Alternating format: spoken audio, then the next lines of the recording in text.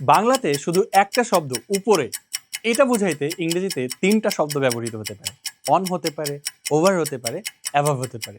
But উপরে বলতে আমি কোনটা, কখন, কোথায়, কিভাবে ব্যবহার করব আজকের এই ভিডিওতে আমি তোমাকে চিত্র দিয়ে খুব সুন্দর করে এটা বুঝাই দেব।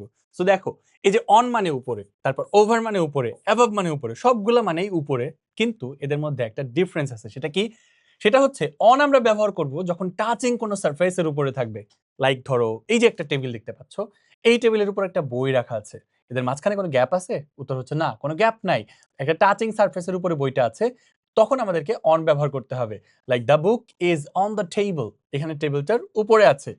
পরের সেন্টেন্সটা একটু পড়ি।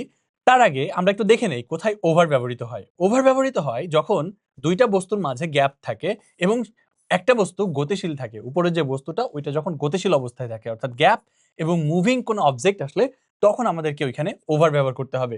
লাইক এই চিত্রের মধ্যে দেখতে পাচ্ছ এখানে তিনটা বার্ড আছে যারা এই বাড়িটার উপর দিয়ে, এরকম অনেকগুলা বাড়ির উপর দিয়ে উড়ে যাচ্ছে। অর্থাৎ তারা আসলে উপরে আছে বাড়িগুলার। ইন দ্য মিন টাইম খেয়াল করো এদের মাঝে কিন্তু গ্যাপ আছে, অর্থাৎ গতিশীল এবং গ্যাপ। এই জন্য আমাকে বলতে হবে the birds are flying over the houses. Next প্রিপোজিশনে চলে আসি। অ্যাবভ কোথায় ব্যবহৃত হয়? খেয়াল করে দেখবা এখানে অবশ্যই একটা গ্যাপ থাকবে, তবে ফিক্সড থাকবে জিনিসটা, একেবারে ফিক্সড। লাইক এখানে দেখো, এখানে একটা ফ্লাওয়ার এন্ড ফ্লাওয়ারটার উপর একটা ফটো, এন্ড ফ্লাওয়ারের ফটো, এই ফ্লাওয়ারটার উপরে কিন্তু ফটোটা আছে, এন্ড এখানে গ্যাপও আছে। বাট এই যে ফটোটা, এটা কিন্তু গতিশীল না, এটা স্থির।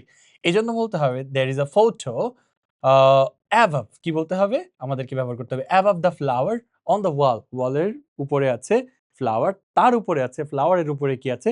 ফটো আছে। ওই যে উপরে ফটোটা আছে, মাঝখানে গ্যাপ ছিল অ্যান্ড স্থির ছিল, তাই অ্যাবভ দ্য ফ্লাওয়ার বলতে হবে।